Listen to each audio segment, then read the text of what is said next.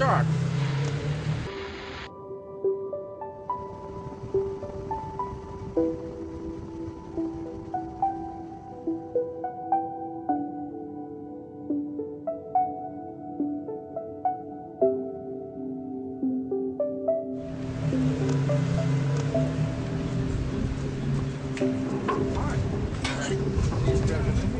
Albert? My name is Mike. I have 124 things I'd love to discuss with you. That's why people get afraid We of... will have time to do that. Okay. This is just our first meeting.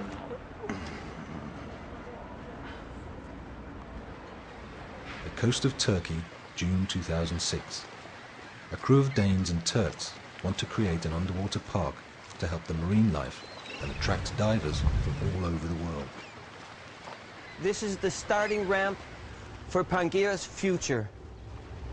We have to prove that it's an easy way to give donations, so it's very important that it works. You have El Niño, the heating of the oceans, and you have the dynamite fishing going on, and the trawler nets. Now, what these three things, what they do is they lay an area in ruins. The dynamite, you explode all the corals. It looks like shattered glass. And fish need, like people, shelter. Yeah. You have day fish. They have, like, when it starts to get dark, they have to find shelter. If they don't find shelter, they're dead. So I'm all about putting things back into the ocean. And this was building artificial reefs. It's something that's been done for over 2,000 years. Everybody knows it works.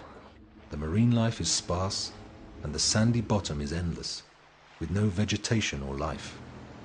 Overfishing, coastal trawling, and pollution have affected the general marine life of the Mediterranean waters, and this area in particular. Species have disappeared, and huge parts of the coastal seas are lifeless and deserted. The creation of the underwater park will not only attract divers, but also improve the environment for plants and therefore fish in the area.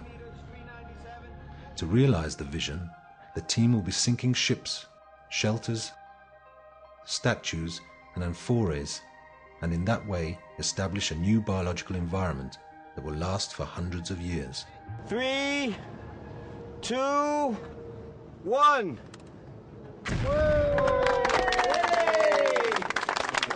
About integrating the work that we do is a good example is offshore windmills. They have plans to build over 10,000 offshore windmills in the next 3 years worldwide. Now, I need to build about 10,000 artificial reefs for it to start making a serious difference. Now, what if the foundation of an offshore windmill functioned as an artificial reef at the same price? That's how we have to start thinking. And so the rings in the water thing that I wanted to get out of this was like getting governments to understand that it's actually profitable to do these things. The world, we have to understand, is connected. Yes. We can't fix one thing and leave the other thing. This is about getting it all done. Thank you very much.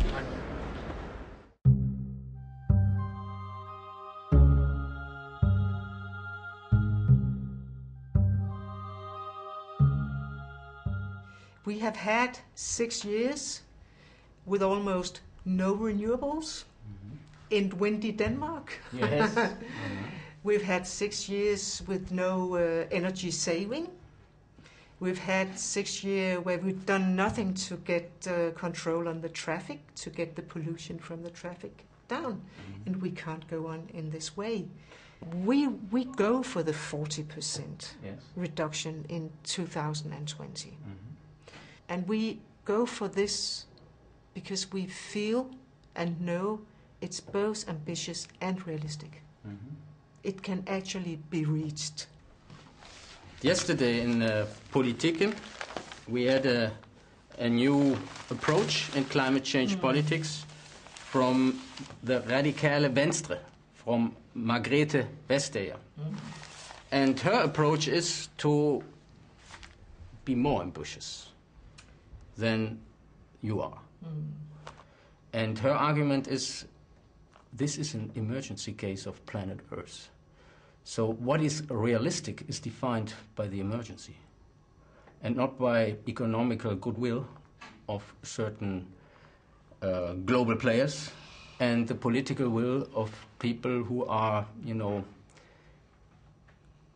moderating between economy, the people, and planet Earth. So I think she has a very, very strong, scientifically grounded kind of realism.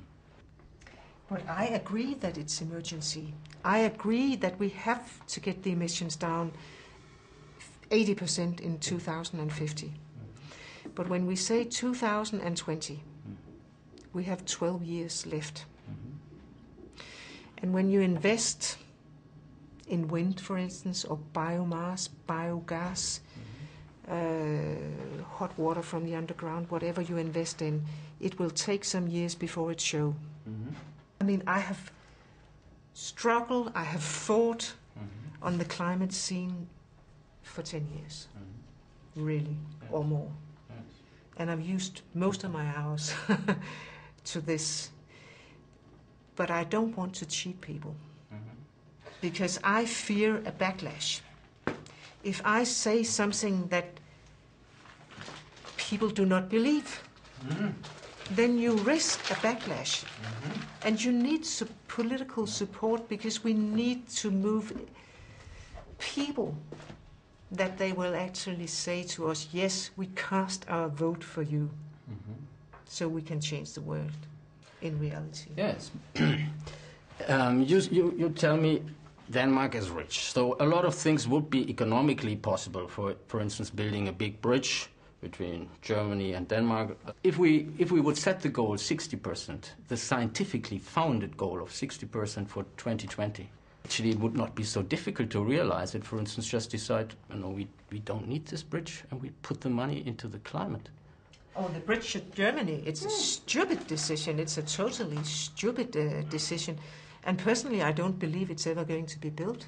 What? I don't believe it. Okay. Because Denmark has not set the money aside for it. And we are discussing a second bridge right now to Jutland. It's crazy. Bridges over bridges. I mean, it's crazy.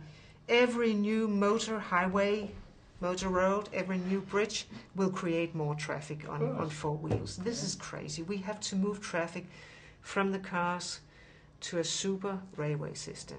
We have to move a lot of passengers to the bicycles. So many of the kilometers we drive, they are short distances.